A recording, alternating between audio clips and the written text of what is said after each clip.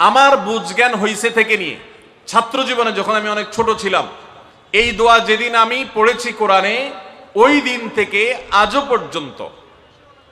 পর্যন্ত আমার মনে হয় না আমার জীবনে 2 মিনিটের কোনো দোয়াও যদি হয়, 1 মিনিটের দোয়াও যদি হয়, মুহূর্তের দোয়াও যদি হয়, আমি এই দোয়াটা কখনো মিস করি বলে, জ্ঞাতসারে মিস করি বলে আমার মনে পড়ে না।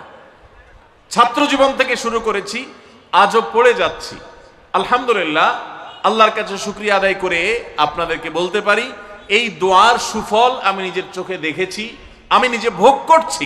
এজন্য আপনাদেরকে আমি বলতে চাই, বিবাহিত হন কিংবা অবিবাহিত হন, আপনার দাম্পত্য জীবনের সুখের জন্য সর্বপ্রথম এবং প্রধান করণীয় হলো এই দোয়া। এর বাইরে আরো সাধারণভাবে আল্লাহ তাআলার কাছে দোয়া করতে থাকা, যেন আল্লাহ তাআলা আপনাকে এমন একজন জীবন সঙ্গী দেন।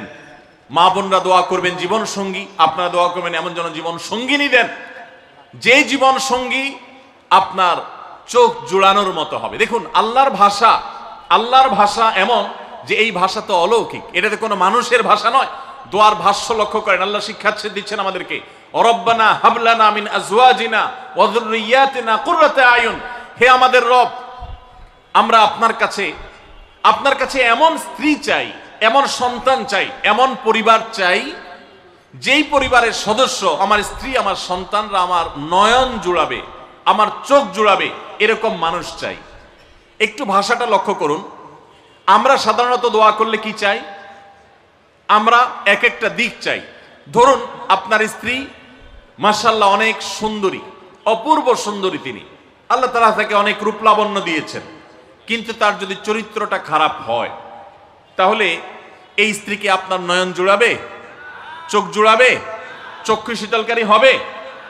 আপনার স্ত্রীর চরিত্র ভালো, দেখতে শুনতেও মাশাআল্লাহ সুন্দর, কিন্তু পড়ালেখা নাই, বুদ্ধিশুদ্ধি নাই, একটু বেকুব কিসিমের, তাহলে কি আপনার চোখ জুড়াবে? ভালো লাগবে? আপনার স্ত্রী শিক্ষা দীক্ষাও আছে, জ্ঞান গরিমায় মাশাআল্লাহ তিনি ভালো, রিচ, সমৃদ্ধ, আবার চেহারা সুন্দর, আবার তার মধ্যে তার চরিত্রের সমস্যা নেই, কিন্তু সমস্যা কি? সমস্যা ধরুন তার ভিতরে এমন রোগ আছে, শারীরিক রোগ, যেই রোগের কারণে আপনার জন্য সেটা বড় কঠিন পরিস্থিতির মুখোমুখি হতে হয়। দোয়া করলে কি হয় দেখছেন? দেখুন, দাম্পত্য জীবনে সুখের জন্য দোয়া কিভাবে করতে হবে আল্লাহ শিখিয়ে দিয়েছেন। রব্বানা হাবলানা মিন আজওয়াজিনা ওয়া যুররিয়াতিনা কুররাতা আয়ুন। আল্লাহ, আমার পরিবারের সদস্যরা যেন এমন হয় যে তাদেরকে দেখলে আমার নয়ন জড়িয়ে যাবে। অর্থাৎ নয়ন জোড়াতে হলে সব দিক থেকে পারফেক্ট হতে হবে, সব দিক থেকে ভালো হতে হবে, তখনই তো দিল জোড়াবে।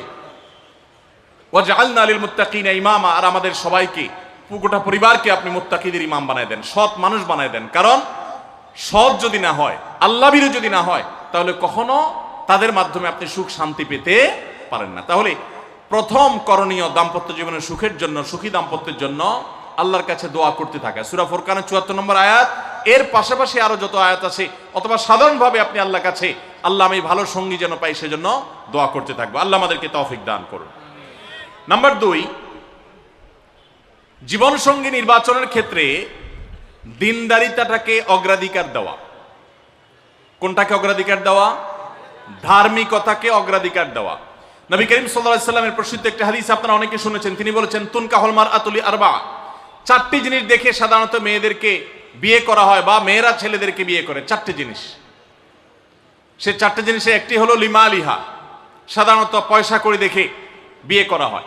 অনেক ছেলে ফেলে আছে দেখবেন, ছেলে ফেলে কি মুরব্বী, তো নবী সাল্লাল্লাহু আলাইহি ওয়াসাল্লাম বলেছেন সম্পদ দেখে অনেকে বিয়ে করে, আবার অনেকে রূপ লাবণ্য, চেহারা, ছবি দেখে বিয়ে করে, অনেকে সামাজিক অবস্থান, প্রতিপত্তি, বংশমর্যাদা দেখে বিয়ে করে, আর অনেকে দিনদারিতা, ধার্মিকতা দেখে বিয়ে করে।